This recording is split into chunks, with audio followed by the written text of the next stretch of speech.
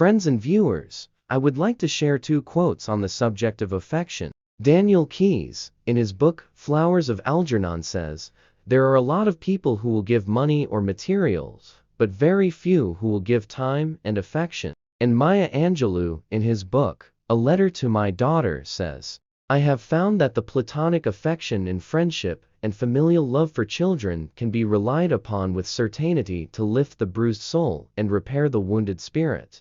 So, affection is like a magic potion that can transform our relationships, our work environments, and even our personal well-being. It's the glue that holds us together, the fuel that keeps us going, and the warmth that makes us feel loved and appreciated. When we show affection, we're not just being nice or polite.